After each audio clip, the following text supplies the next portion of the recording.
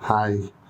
Like many comedies, the importance of being earnest contains many lies and pretenses. Here, as in many other comedies, there are people pretending to be someone they are not. This video is about the theme of pretending in the importance of being earnest. In the first act, we discover that Jack is pretending his name is Ernest. He will need to keep his name up because Gwendolyn wants to marry a man named Ernest, and Jack wants to marry Gwendolyn. Jack is also lying to people back in his country estate, his country home. He is the guardian, the adult who should act as a parent for an orphan child of a young woman named Cecily. And she is his ward. He needs to give her a good example, so he lies that he has a brother, Ernest, who does all kinds of bad things in the city. This imaginary brother is an excuse to go away, not to be stuck in the boring country estate. Algie learns all this in the first act and is fascinated by the idea of this young woman who is about to inherit a lot of money and is living away in the country. In the second act, things get even more complicated, as things often do in the second act. Algie travels to Jack's country house and pretends to be Ernest, the bad, wayward, wicked, lost young brother. He does this in order to gain access to the house, or you can just say, I want to go in, I'm afraid, a friend of Jack's. He goes into the house and it gets him close to Cecily, who he is dying to meet. Cecily, who has been fascinated by this younger brother, by the stories of this wicked younger brother for a long time, falls for Algie and agrees to marry him. In fact, she has pretended to be engaged to him for quite a long time, but she is agreeing to marry somebody who is pretending to be somebody he isn't. Gwendolyn, too, in the first act, agreed to marry someone who was pretending that he is someone else. Jack pretending to be Ernest, and in the second act, Algie is pretending to be Ernest. If you're confused, then good. Part of the fun of the play is being a little confused. Both Gwendolyn and Cecily believe that they are going to marry a Mr. Ernest Worthing, but that person doesn't actually exist. Deception is rampant in the play. There is a lot of deception everywhere. People don't only lie, but they present themselves as otherwise from who they are. This issue is often thematized in the dialogue. Let me give you one example. You'll see another example in the scene that we'll watch together. This is from Algie and Cecily meeting each other for the first time. Remember, Algie is pretending to be Ernest. Oh, I am not really wicked at all, Cousin Cecily, Algie says. You mustn't think that I am wicked. Cecily answers, if you are not, then you have certainly been deceiving us all in a very inexcusable manner, right? Deceiving.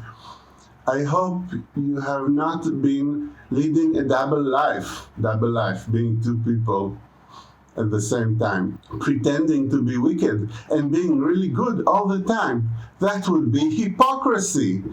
Algernon looks at her in amazement. Oh, of course, I have been rather reckless. I'm glad to hear it.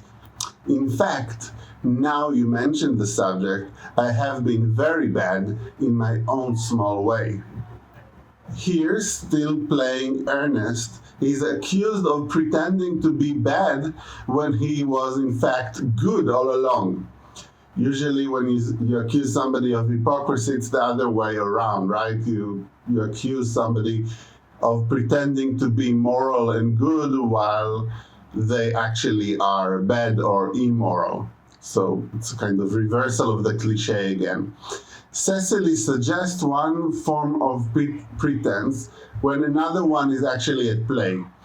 But it acts to remind us of the theme of the play as the theme of hypocrisy, double life, pretending, and of the situation of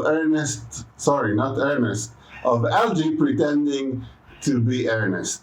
What's more, notice how Algie picks up cues, hints from Cecily about how she imagines Earnest, what she wants Earnest to be, and changes his way of acting. He changes the role he took for himself, delivering a role according to her expectations. From not wicked, he moves to rather reckless, to very bad in my own small way. So he plays into what she wants to see in this character of Earnest that she has been imagining. He does not accept wickedness per se, but he does see that Cecily wants some mischief, some badness on his part, and he takes up these qualities to please her. In the play, pretending, as in real life, leads to some trouble. For instance, the confusion that we have when Cecily and Gwendoline fight each other because they think they are both engaged to Ernest Worthing, as we will see in the third video of this class. However, at the end, pretending to be Ernest leads both leading men, both heroes of the play, to find love, to find marriage, to have a happy ending. So for the play, pretense and hypocrisy, bun-bearing, as Algie calls it, is not all bad. It can get you what you want. It can be fun. There's a certain joy in pretending. It seems like Cecily is pretending to have been engaged to Earnest for a very long time, and she had fun with it. Still, it's clear that there's a limit to how long you can keep on the game, keep on pretending. Both Jack and Algie want to really take up the name of Earnest. That's why they need to be Christianed. When you are baptized in the Christian church, you receive your first name. That's why it's sometimes called a Christian name, though now people rarely call it that.